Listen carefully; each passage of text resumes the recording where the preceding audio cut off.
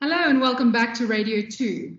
So today we're going to continue where we left off on the previous lesson. And in the previous lesson, we looked at clocks and formations. So today we'll be continuing with the formation side of it. So where we ended off the previous lesson was we spoke about the Mexican on the bicycle, where we said, where we refer to one thought per link. Okay, so one thought process per link. Because what did we say? We said people are distracted in their everyday lives. They tend to do more than one thing at a time. So if you're listening to radio, they tend to not only listen to radio, but to be driving while listening to radio, or to be cooking while listening to radio, or to be showering while listening to radio, or to be doing work while listening to radio. Okay, so there's all these things that are happening at the same time as listening to radio. And we also said that this isn't a problem when you're simply listening to music, because music gets taken into your brain through a different path. Okay, there's a different channel specifically for when you listen to music versus what you're doing. So Johnson tells us that listening to music is processed by the brain, such as listening to spoken words. So me speaking, listening to spoken words is also processed by the channel that processes foreground thoughts. Okay, so the reading and writing, or foreground tasks. That's why finding yourself in an unfamiliar area, driving the car while someone is speaking next to you is such a difficult task. The reason for this is that these two activities are competing for a single channel. So what does this mean for us as radio presenters? This means we have to engage listeners by using simple and easy to understand conversational language. So today what we're going to be looking at is techniques that can help grab a listener's attention away from the things that they're currently doing. So the one thought rule says that you should always keep your links as simple as possible by only utilizing one thought. We used the example of if you wanted to talk about the Academy Awards and who was on the red carpet at the awards, that the link and content should only be structured then around that. The presenter, you as a presenter, shouldn't now switch from chatting about this red carpet event to chatting about the Golden Globes, for instance, and about the looks on that red carpet, followed by a story about, I don't know, your matric film awards or your matric dance, followed by a story about your favorite high school teacher. Okay, why? Because this makes the link hard. Why? Because this makes the link hard to understand and hard to follow. Keep in mind that listeners are distracted and probably doing something else at the same time as listening to the radio. So they're only technically listening with one ear, okay? You can't demand attention if your links are difficult to follow. So keeping it simple will help you attract firstly, and secondly, retain that listener's attention. And with that in mind, we're starting today's lesson, which starts on page 120 in Next Level Radio. So what we'll be looking at is called the 5 rules of storytelling. Storytelling, I've told you before, is the most important thing that a presenter can have in his or her repertoire. Okay, it's important that you know how to tell stories. So once a presenter has decided what they one thought of the Mexican on the bicycle will be about, you have to start preparing and curate your content. And the best way of doing this is by using these 5 rules of storytelling. Every great story can usually be broken up into 5 different parts. They're loosely based on Tracy Johnson's The Science of Stories, 5 storytelling steps, which is in Johnson 2012, and comprises of the following. So firstly the hook. Secondly, the crumbs. Thirdly, dress up. The 4th one, the payoff. And lastly, the blackout. So we'll start with the hook. The presenter starts by preparing the hook. This is the most important part of this link. It consists of the opening moment that will grab a listener's attention and get them hooked on the content. David Lloyd explains how the start of the story is the most important part by noting that if listeners miss the start, they might just give up on the remainder. So in an article commissioned by Microsoft Canada, 2,000 Canadians were given a variety of tests to help discover the length of engagement and attention span. In the study, a graphic is presented from research that shows that since the year 2000 up until the year 2013, attention spans have dropped from 12 seconds to 8 seconds. This range is smaller than the attention span of a goldfish, which is 9 seconds. So our attention spans are smaller than that of a goldfish. This means that a presenter probably has around 8 seconds to grab a listener's attention when getting into a link. If you were doing radio back in the year 2000, you would have had more time to grab a person's attention than you do now. But because of people's shrinking attention spans, the new 8-second period has become a challenge. As the presenters must come up with clever, engaging hook that is tighter, quicker, and more immediate than ever, okay? So just from the research that I just told you about, this Microsoft Canada research, we can see that listeners make a decision to stay with this link within about the first 8 seconds. This doesn't necessarily imply that the listeners will tune out of the link by switching radio stations or mediums. However, if the listener is not almost immediately engaged, the listener could mentally have tuned out and start thinking about something else other than the link. Mental tune out, just so we can make this clear, mental tune out is just as problematic as a physical tune out would be, because the listener is still not listening to your link. To stress the importance of a hook, some research tells us that 8 seconds is actually still too long. Spotify did research, and their research has shown that roughly 24% of songs are skipped within 5 seconds, 29% after 10 seconds, 35% after 30 seconds, and 49% before the end of the song. So there's more research that was conducted. The YouTube Insights team in 2015 released an article titled "The First 5 Seconds Creating YouTube Ads That Break Through in a Skippable World." Their data suggests that at least 50% of the audience takes between 3 to 5 seconds to decide if they will keep on watching a video or if they will continue to a next video. If we use this research and we want to apply this to a radio link, we have to hook the listeners in under 5 seconds. Do you know how quick that is? Think about the first 5 to 10 seconds of the link. Think about the first 5 to 10 seconds of the link as the first spoon of a delicious meal. Okay?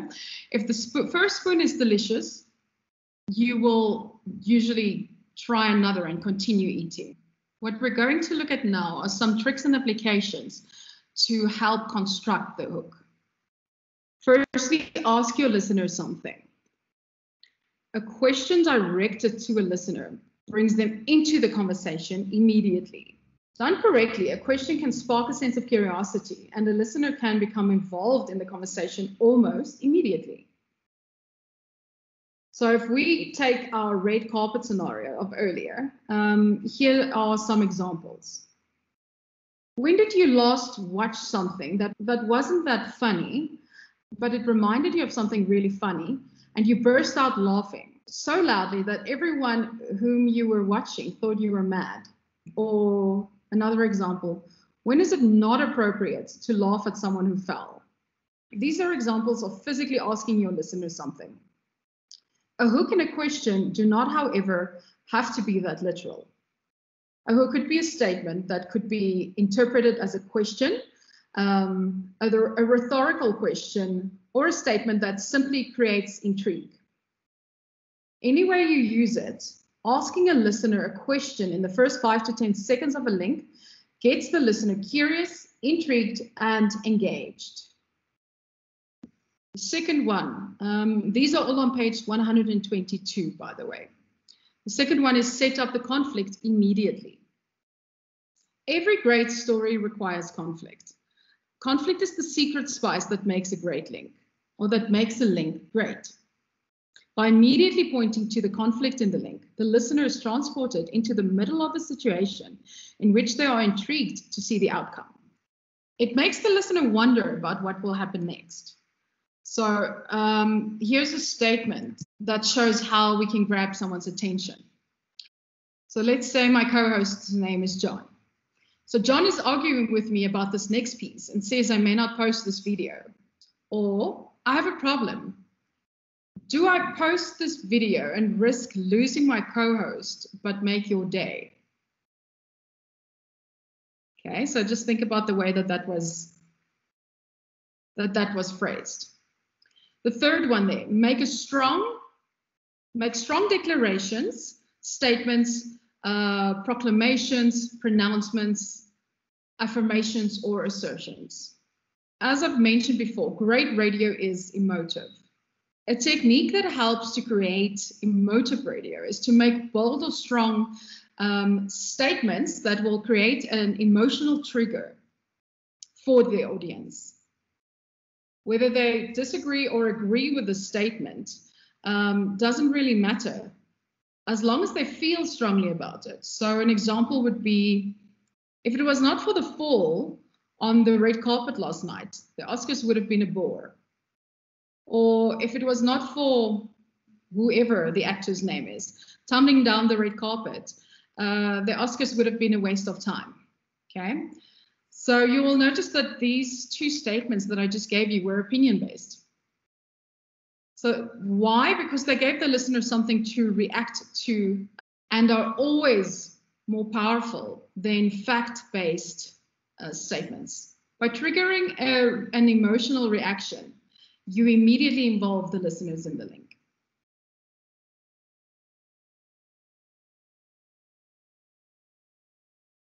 Humans are naturally inquisitive people. We all are. So once you trigger mystery and intrigue in the hook, you will be able to keep the listeners listening to that link because they'll be interested. So a presenter must give a small part of the story away, but never too much. Set up an expectation that a strong payoff is about to present itself and that it will be worth your listeners' while. So for example, let's say whoever the actor was that we just used that fell in our previous scenario. What do XYZ and John have in common? Or the second one there, can you guess why a small tumble on the red carpet has created a war in the studio this morning? Okay, so that kind of stuff, because obviously John also took a tumble at some point, and this is what we're going to be talking about a bit later on. Even if the listener has no invested interest in the story, or no natural interest in the characters or the topic that's being discussed, listeners will usually still stay to hear the resolution because of their inquisitive nature. There's an example in page 123, which I'm not going to read to you now, but which I want you to read. Example 4a, the heading there says Tuks FM Promise by Grant Nash in memory of Janus Aislinn, 1980 to 2016. And this is a real life account written by Grant Nash, one of South Africa's famous radio presenters. Developing a hook takes time and effort. The important thing to remember is that every link has to have a really strong start. Without it, you will lose the listener before your link has even really begun. So in essence, thereafter, every piece of work that follows from this link would be wasted, because without a strong hook, listeners tune out. First, physically, by switching off your show, or mentally, by starting to think about something else. The hook should be curated and form a part of every presenter's daily show prep. Once a hook has been planned and curated, you can move on to curating the body of the link, okay? And that's where we come to the crumbs. So the body of the link is referred to as the crumbs. Similar to the fairy tale in which Hansel and Gretel dropped breadcrumbs so that they could find their way home. A presenter must keep dropping mini payoffs, so little twists and turns in the link or the story to keep the listener engaged and intrigued until the very end. Essentially, the aim of the crumbs is to set the story up and to establish something that pays off later. Every link has to have forward momentum that leads as a path or crumbs towards the payoff. No matter how good the hook or even the punchline or the payoff at the end of the link, if the setup or the body of the link does not move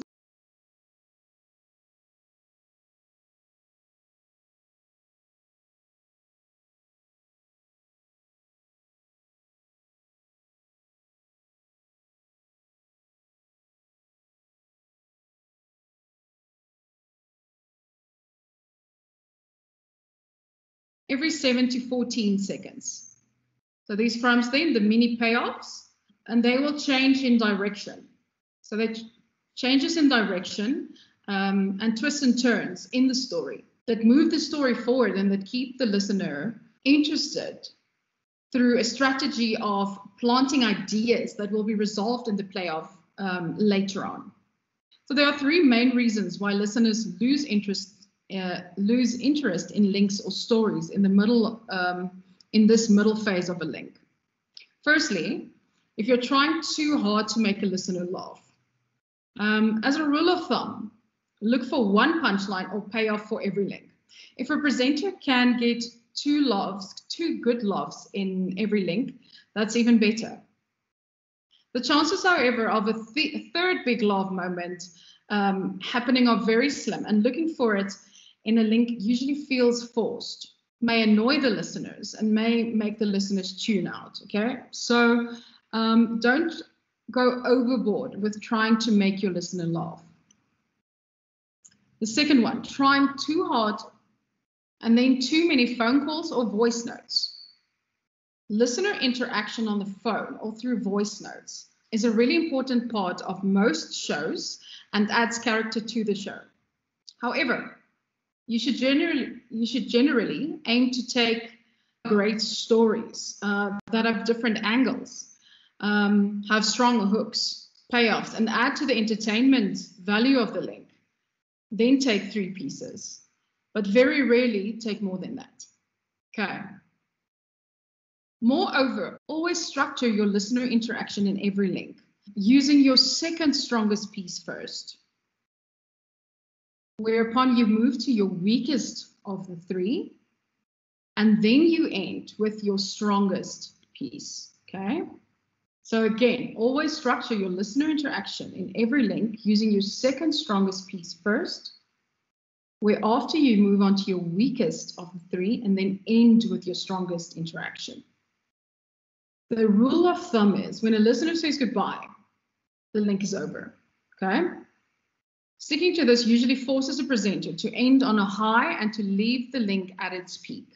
So keeping the following placement theory at hand helps to structure all interactive pieces on a show. In this placement theory, then we said the first piece must be the second strongest, the second piece must be the weakest of the 3, the third piece must be the strongest piece, and you black out as soon as the piece is over. Talk radio is slightly different. Here, presenters and producers should only be concerned with the value of every interaction. The call screener or producer should always ask, will this caller add to the rhetoric? Will they introduce a point that moves the story forward without derailing the conversation? Will they add to the overall entertainment of the link? If the answer is yes to all 3 of these questions, then the callers should be allowed on air. And then the third reason people lose The third reason people lose interest is because of too many stories or topics. Every link should focus on one main story, theme, or topic. Everything around the story should contribute to the story, advance the story, and move it forward. In a show with multiple characters and cast members, pick one main storyteller. The main story should be told in the link, and the other characters on the show should only contribute to the story. Take note that there will be cases, especially in talk radio or very busy commercial music shows, where the show needs to move from one topic to the next in one link. This is called a multi-break link. The transition should either be signaled deliberately to the listener, so they are aware of the switch or the change in topics. So this can be done through imaging, a change in a music bed, or a deliberate announcement of the change. Or it needs to be done so seamlessly that the listener does not consciously realize they've moved with the story and the show to a different topic.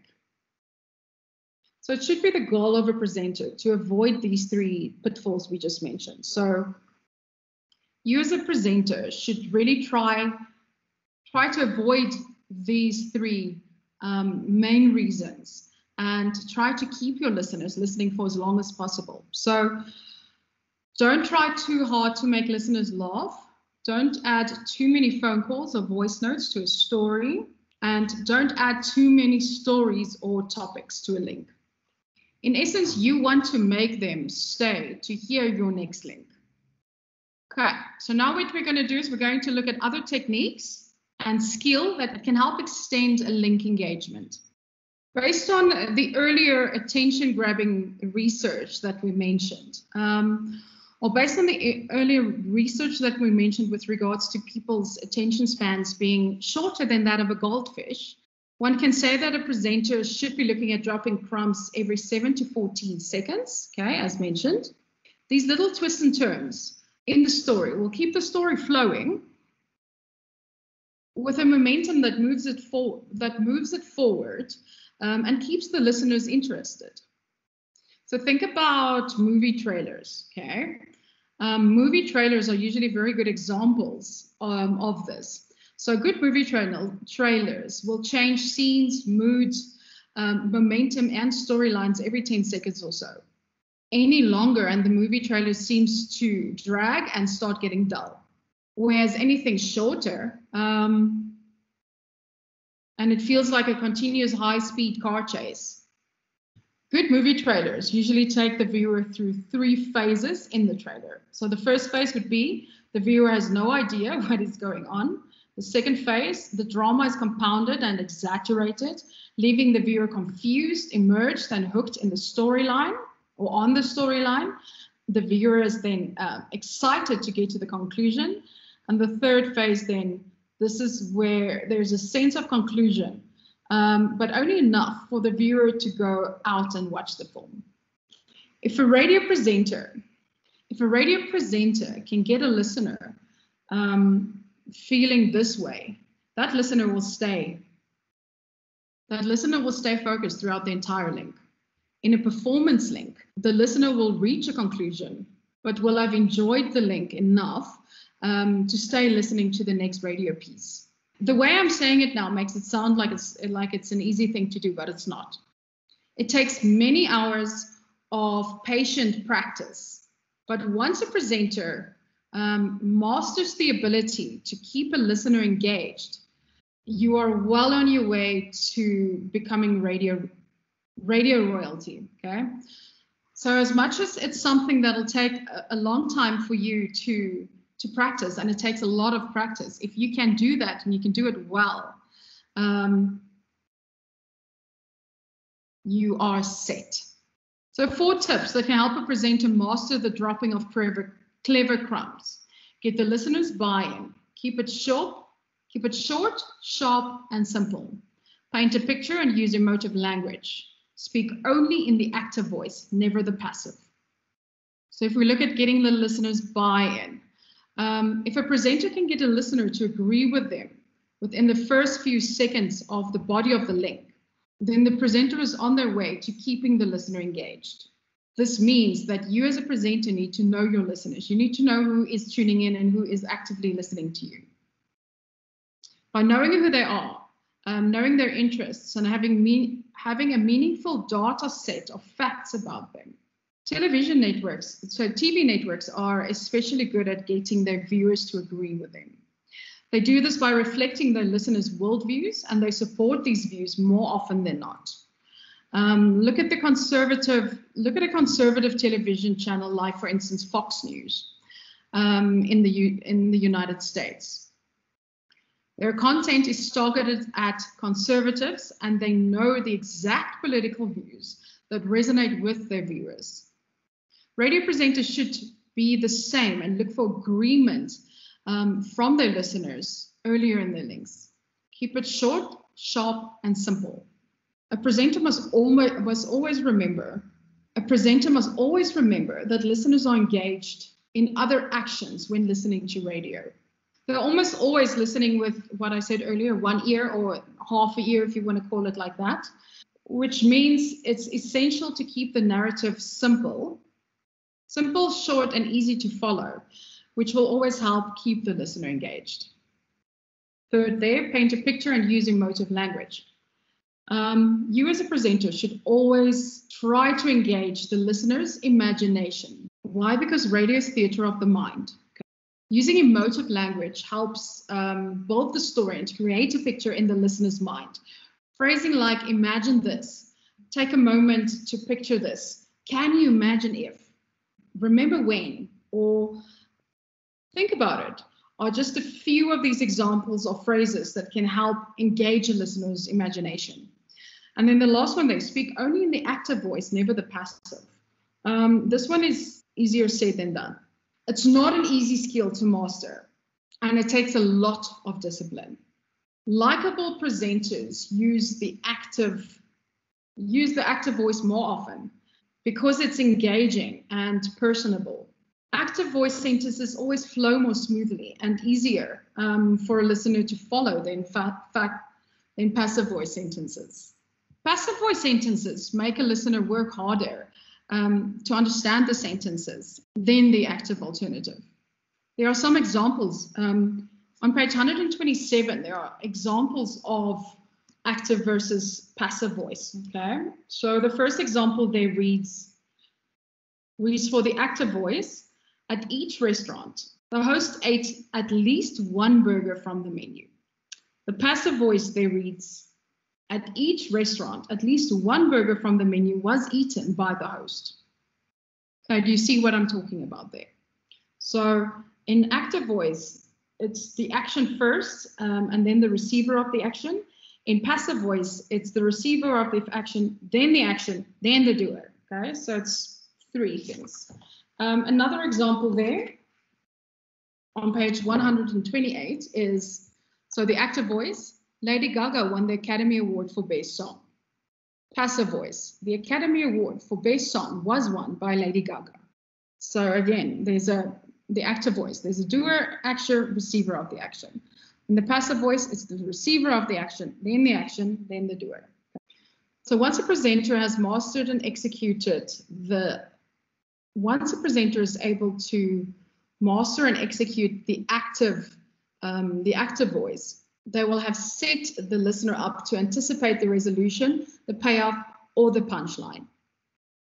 And this is then the final part of a link, and it comprises of the moment in which the presenter rewards the listener and resolves the earlier setup, or they tell a joke, or they throw in an unexpected twist into the story.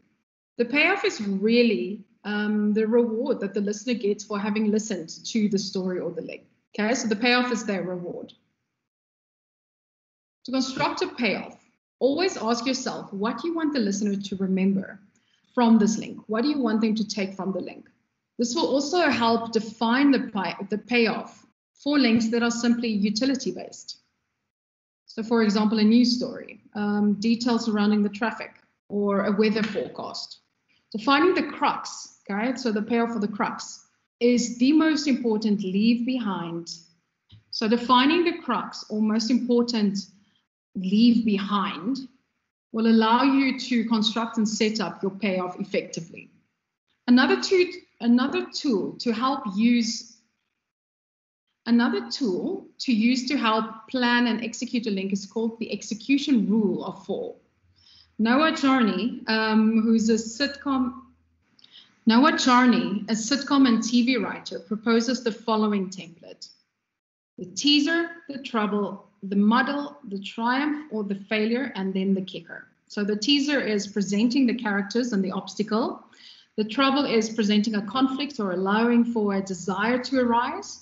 The muddle is where the initial strategy leads to a new obstacle. The triumph or the failure, the moment in which the strategy is successful or unsuccessful. And then lastly, the kicker, the ending in which the changes took place as a result are depicted. Randy Lane, a communications professor from the Randy Lane Company, suggests that when preparing a link, start with the following 4 questions. Number 1, what is the payoff for the listener? 2, how can we write it in order to engage listeners within 10 or 8 seconds?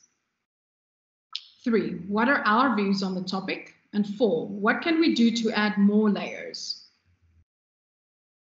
So these questions can be used as a template for planning the link in detail.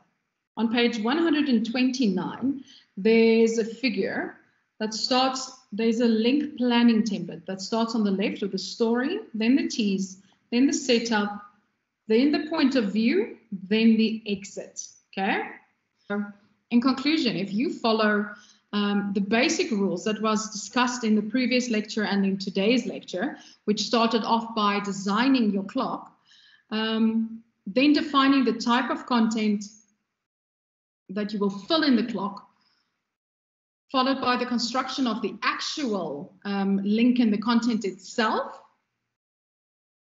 you have a formulaic, systematic approach to creating the most interesting, entertaining, and engaging audio content possible for an hour of radio or another piece of spoken word content. And with that, we're going to end off today's lecture. We're going to leave it there. And I'm going to say goodbye, and I'll see you again in the next lecture.